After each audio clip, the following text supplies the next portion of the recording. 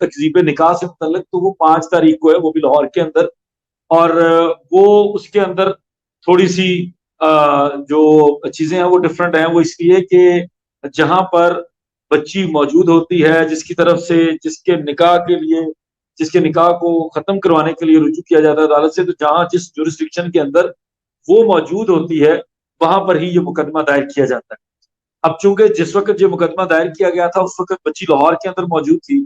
अब चूंकि बच्ची लाहौर के अंदर मौजूद नहीं है तो वो उसके हिसाब से सिचुएशन होगी। बहरहाल जो भी होगा वो मंडे को आप उनको अपडेट करेंगे कि मंडे को उसके अंदर क्या रिजल्ट आता है। मंडे को होपफुली वो मामला डिसाइड हो जाएगा कि वो मामला लाहौर के अंदर चलेगा या कराची के अंदर चलेगा। जिब्रान भाई चलाएंगे या हम लोग चलाएंगे। यहाँ पे लाहौर में फवाद सदीकी साहब ने ऑलरेडी वो फाइल किया हुआ है सूट। अगर वो यहाँ कंटिन्यू होगा तो हम उनके साथ होंगे, अगर वो कराची में शिफ्ट होगा तो जिब्रान भाई देखेंगे। 6 तारीख को जो आप लोग पूछ रहे थे वो एक मुकदमा है जो मैंने आप लोगों के व्लॉग के अंदर बड़ा एक्सप्लेन किया था कि 6 तारीख को बच्ची की तरफ से वालिद और वालदा के खिलाफ जो है मुकदमा दायर किया हुआ है। वो उस मुकदमे का टाइटल है दुआ ज़हरा बनाम मेहदी अली काज़मी है। और उसमें बेटी की तरफ से वालिद के खिलाफ जो है वो दायर किया गया है कि बच्ची ये कह रही है कि मेरे निकाह नामे को तस्लीम कीजिए, कि मेरा निकाह नामा जो है वो तस्लीम किया जाना चाहिए, मेरे निकाह नामे को माना जाना चाहिए। मैंने निकाह किया है, मैं माइनर नहीं हूँ, दूसरी सेंस में वो ये कहना चाह रही है, जो कि अदालतों ने उसको माइनर किया है। और माइनर की तरफ से एक वकील साहब ने मुकदमा दायर किया है।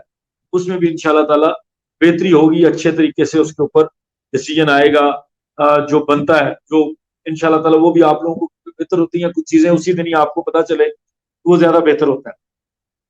उसके अलावा जो मंडे को सिंध के अंदर सारी प्रोसीडिंग्स हैं वो इम्पोर्टेंट। जमानत को तो एक दफा साइड पे रखते हैं ज़हीर और शबीर की, उस पर तो बहस अभी मुमकिन नहीं है, क्योंकि जमानत उन्होंने दायर की है और पहली तारीख उसके अंदर 25 हुई है, 5 सितंबर हुई है। और 5 सितंबर को यकीनी तौर पर जो आपका मुदई होता है वो मुलजम की उस जमानत की कॉपी ले लेगा। उसके बाद वो अगली डेट के ऊपर डिसाइड करें। मंडे को यहाँ पे प्रोसीडिंग्स हैं, उसमें पहले तो ज़हीर और शबीर की जमानत के बारे में बहुत सारे लोग सवाल कर रहे थे। ये जमानत लगी हुई है जी, तो फिर जमानत हो जाएगी क्या? वो तो जब मैंने आप लोगों को बताया है, रात को मैंने एक व्लॉग अपलोड किया था कि वो तो आप भूल जाए ना। अभी जमानत वाला चैप्टर तो बंद कर दें। उन लोगों की आपने जो बातें सुनी थी, जो कहते थे 15-20 दिनों में जहीर बाहर आ जाएगा अगर जेल में जाएगा भी, तो वो आप लोगों नोट कर लीजिएगा कि वो अपनी स्टेटमेंट खुद ही कैसे बदलेंगे। कभी अदालतों के ऊपर इल्जाम तराशी करेंगे, कभी किसी के ऊपर इल्जाम लगाएंगे, कभी आपके ऊपर, कभी हमारे ऊपर, बहुत सारे लोगों के ऊपर इल्जाम लगाएंगे। लेकिन वो 15-20 दिनों वाली कहानी नहीं है, वो महीनों वाली कहानी है। और महीनों से पहले ही इंशाल्लाह ताला ये ट्रायल मुकम्मल हो जाएगा और सजा हो चुकी होगी। फिर जमानतें नहीं होंगी, फिर अपील के फैसले होंगे कि सजा ठीक थी, गलत थी, जो भी मामला थे फिर वो चलेंगे। और अभी जो जमानत के हालात हैं, जो जिस तरह का फैसला लिख दिया है ना अदालत, मुझे नहीं लगता कि ये जमानत इनकी अब जल्दी होने वाली। जमानत को टाइम लगेगा, अच्छा खासा टाइम, ठीक ठाक टाइम लगेगा, क्योंकि उनके ऊपर जो ऑफेंसेस हैं वो बहुत हीनियस हैं, बहुत ज्यादा सजाओं वाले हैं। नॉन प्रिवेंटरी सॉरी जो प्रिवेंटरी क्लॉज है उसके अंदर फॉल करने वाले हैं, तो इसलिए बड़ा मुश्किल है। लेकिन जो अभी 5 तारीख को जमानत लगी है ना उनकी नीचे वाली अदालत में, उसमें तो अभी बहस ही नहीं होगी, मुझे उम्मीद है। क्योंकि मेरा ख्याल है कि मुदई के वकील ने तो अभी तक कॉपी नहीं ली।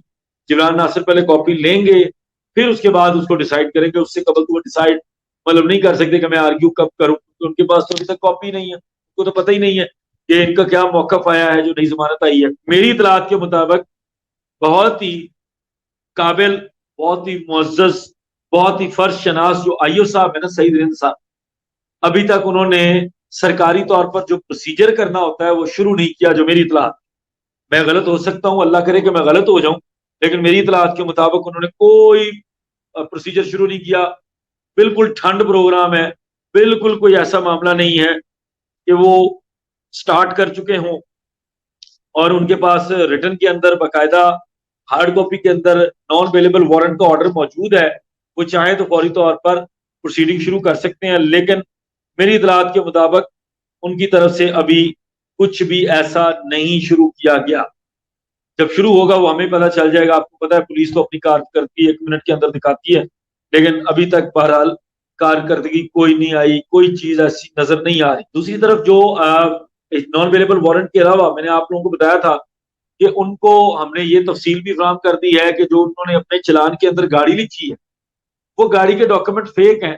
ابھی تک اس کے اوپر بھی وہ کنونس نہیں ہے کہ میں اس کے اوپر اپنا نیا مقدمہ بناؤں یا اس کو میں دفعات کو ایڈ کروں۔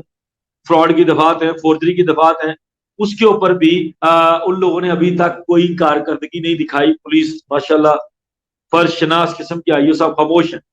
صرف ایم ایل او رکوانے کے لیے، میڈیکل رکوانے کے لیے، جو ایم ایل او رکوانے کے لیے ان کا جو صرف واٹس ایپ آرڈر ان کو پہنچا تھا، جو کہ انہوں نے ملزم کے وکیل سے میری رپورٹ کے مطابق مانگا تھا، نہیں جی کوئی پروٹوکول نہیں مل رہا، جیل والا ٹریٹمنٹ چل رہا ہے، کسی قسم کا کوئی پروٹوکول نہیں ہے۔ جیل کے اندر جو عام قیدیوں کا حال ہوتا ہے بالکل اسی طرح کا حال ہو رہا ہے، اور بالکل کسی قسم کی بھی کوئی رعایت نہیں برتی جا رہی۔ جو میری اطلاعات ہیں اس کے مطابق تو کوئی رعایت نہیں برتی جا رہی، بالکل ٹھنڈ پروگرام ہے جس طرح جیل کے اندر ہوتا ہے، بالکل ایگزیکٹلی اسی طرح کا، اور کچھ بھی نہیں ہے۔ اچھا، جو دوسری چیز آپ لوگ بار بار پوچھ رہے ہیں لاہور کے کیس سے متعلق، وہ ابھی میں آپ لوگوں کو نہیں کنفرم کر سکتا، بہت ساری چیزیں ابھی پینڈنگ ہے۔ منڈے کو ضمانت کا بار بار آپ لوگ سوال کر رہے تھے، یہاں بھی مجھے پہنچا سوال، آپ لوگ کامنٹس میں بھی اس سے پہلے کچھ چیزوں میں پوچھ رہے تھے، تو منڈے کو تو ویسی کہانی نہیں ہے نا، ظہیر اور شبیر کی ضمانت کے اوپر تو بحث ہی نہیں ہوتی۔